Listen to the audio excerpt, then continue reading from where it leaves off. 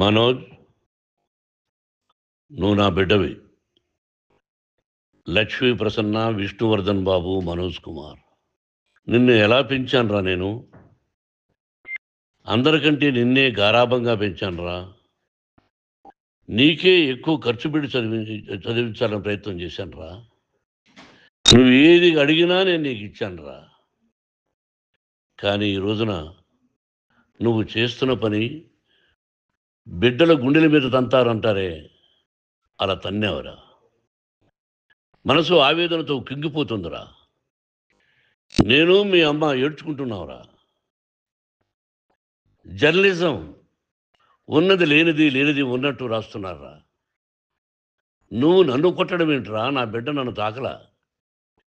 ఇద్దరం ఘర్షణ పడ్డాం కొన్ని కారణాల వల్ల. ప్రతి ఫ్యామిలీలోనూ ఉంటాయిరా ఇవి. లేనివాడు ఎవరైనా ఉంటే ప్రపంచంలో ఒకరున్నారేమో, 1% ఉంటుందేమో. అటువంటి వాళ్ళ ఇంటికి వెళ్ళి కాళ్ళు గడిగి నిద్ర పూసుకోవచ్చు. భారత భాగవత రామాయణాలు చూశావు కదరా. ఏమిటిది? మీ అమ్మ ఎంత కుమిలిపోతుంది ఈ రోజున హాస్పిటల్ చేరింది. నీ వల్ల హాస్పిటల్ చేరుతాను. చూడు మనోజ్, నీకన్నీ ఇచ్చినా ఈ రోజున నువ్వు నా గుండెల మీద తనడమే కాకుండా అపకీర్తి తీసుకొచ్చావు.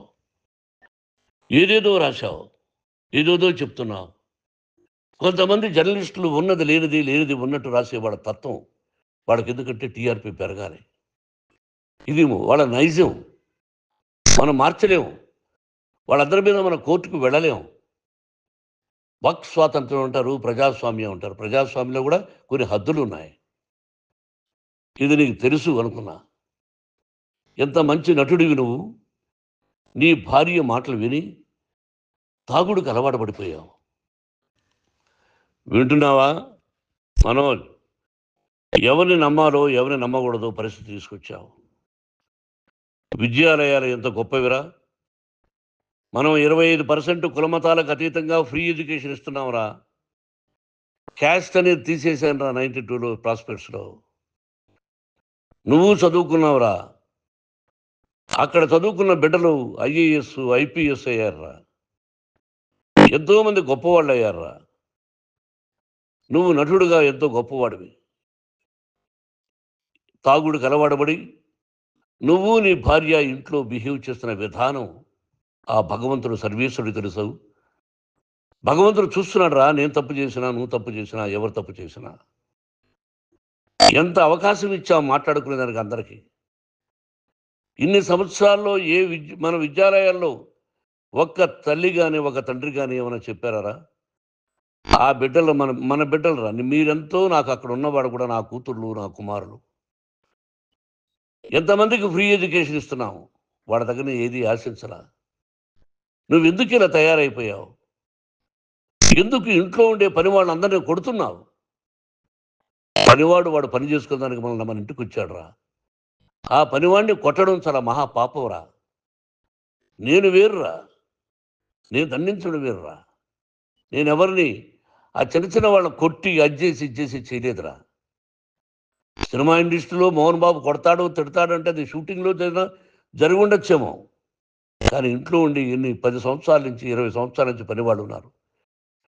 నేను ఇంట్లో లేని సమయంలో వాళ్ళందరినీ కొట్టి వాళ్ళ ఫోన్ లాక్కొని ఒకడైతే చచ్చిపోవాలి.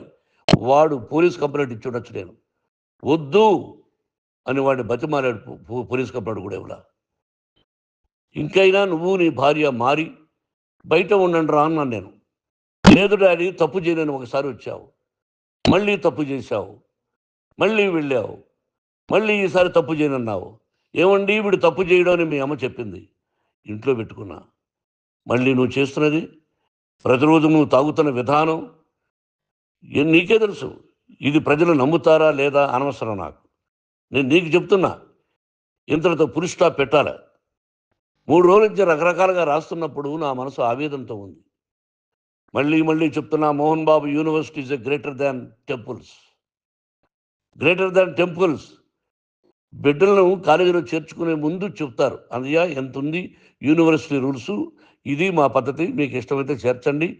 గవర్నమెంట్ బిడ్డలను గవర్నమెంట్ ఏమిస్తుందో ఇంత పర్సంటేజీ వాళ్ళకు కూడా మీ దగ్గర ఎందుకు డబ్బు తీసుకుంటున్నావు అంటే దానికి అర్థం, పరమార్థం చెప్పాము. దొంగతనంగా తీసుకోలేదు. ప్రతిదానికి చెక్కులు ఉన్నాయి, అది అకౌంట్ ఉంది. దానిలో తప్పులు జరిగితే డిపార్ట్మెంట్ ఉంది.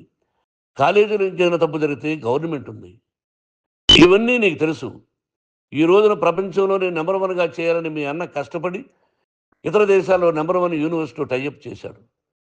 ఈ రోజు నువ్వు చేసిన విధానం ఏమిటి? నువ్వే ఒకప్పుడు నాకు ఇవి ఏమొద్దు నేను యాక్టింగ్ అన్నావు.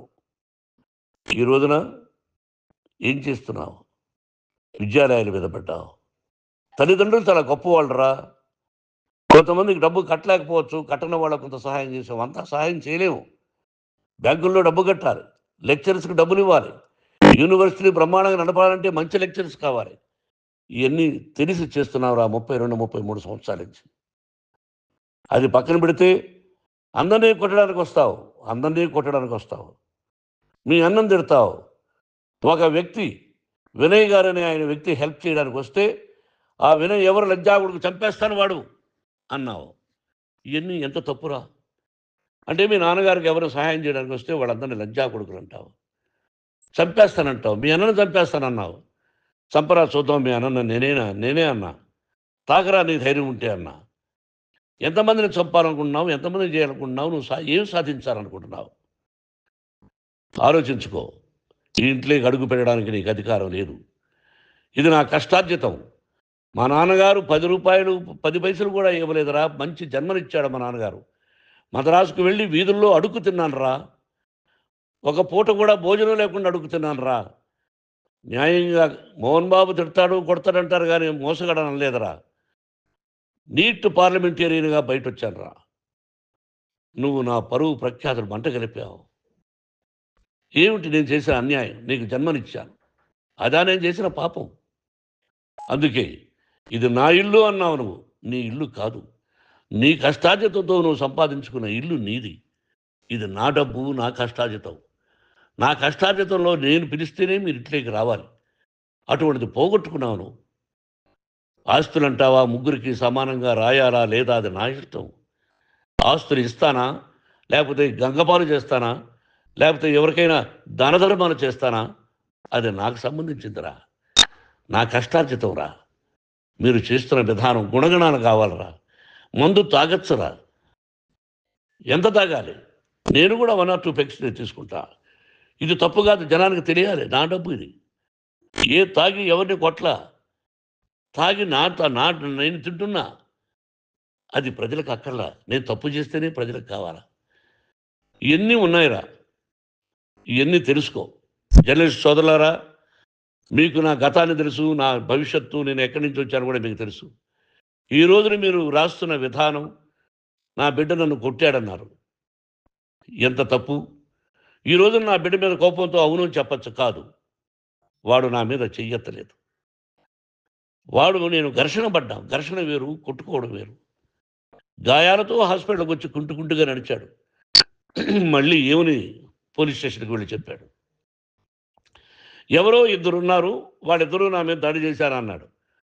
నా ఇంట్లో పనిచేస్తున్న వ్యక్తుల గురించి పోలీస్ స్టేషన్కి వెళ్ళి చెప్పవలసిన అవసరం అతనికి లేదు, హక్కు లేదు.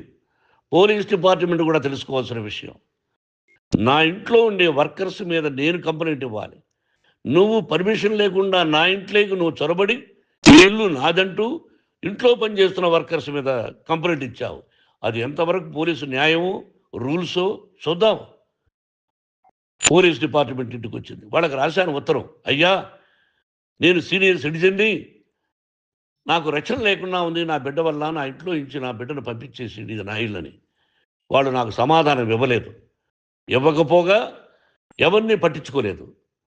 ఇప్పుడు పోలీసు వాళ్ళు వచ్చి ఏమండి రూల్స్ ప్రకారం నా బిడ్డ ఇంట్లోకి రాకూడదంటే మాకు హయ్యర్ అథారిటీ వాళ్ళు ఫోన్ చేశారు. మీరు ఎవరిని స్టాప్ చేయొద్దండి, బయట నుంచి ఎవరైనా వస్తే వాళ్ళని స్టాప్ చేయండి అన్నారు. 2 రోజుల నుంచి 10 మంది 20 మంది వస్తున్నారు. వాళ్ళు అలా చూస్తూ నిలబడ్డారు. వాళ్ళు ఫోటోలు తీసుకున్నారు, వాళ్ళ మీద మళ్ళీ వదిలేస్తున్నారు. ఎవరిని నిందించాలి? But I give respect to the police department.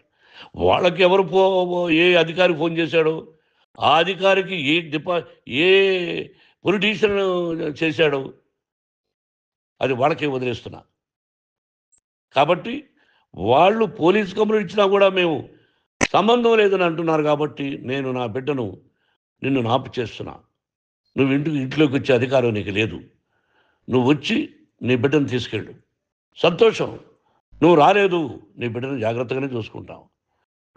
Take care your daughter, that's all. మీ అమ్మ హాస్పిటల్లో అడ్మిట్ అయింది. రేపో ఎల్లుండో మీ అమ్మను పిలిపించి బాగైన తర్వాత ఇదిగో నువ్వు నీ కొడుకు బిడ్డను తీసుకెళ్ళి వాడికి అప్పచెప్పని చెప్తాను పోలీసు వాళ్ళ ఆధ్వర్యంలో. ఇది 100% జర్నలిస్టు సోదరులారా, పులి స్టాప్ పెట్టండి. మీకు కుటుంబాలు ఉన్నాయి, మీ యజమానులకు కుటుంబాలు ఉన్నాయి. మీ కుటుంబాల విషయాలు, మీ యజమానుల కుటుంబాల విషయాలు మేమెవరు జోక్యం కలుగ చేసుకోవాలా. మేము నటీనటులం.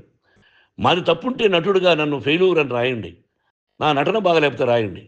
బట్ ఇంటి లోపల సందులో నుంచి చూస్తూ తప్పు చేస్తున్నామని ఉన్నది లేనిది లేనిది ఉన్నట్టు రాయకండి. మీకు నా హృదయపూర్వక నమస్కారాలు. ఇన్ని రోజులు హృదయపూర్వకంగా ఎంకరేజ్మెంట్ చేశారు. ఆ ఎంకరేజ్మెంట్కు నమస్కారం చేసుకుంటూ I love you all. I love you police department. మీరు న్యాయంగా ధర్మంగా నడుచుకోండి, ఎవరికి తొత్తుల్లాగా ఉండొద్దండి అని మనవి చేసుకుంటూ నేను సెలవు తీసుకుంటాను. Thank you very much for all the journalist. ఇక్కడ పులి స్టాప్ పెట్టండి, పులి స్టాప్ పెట్టండి.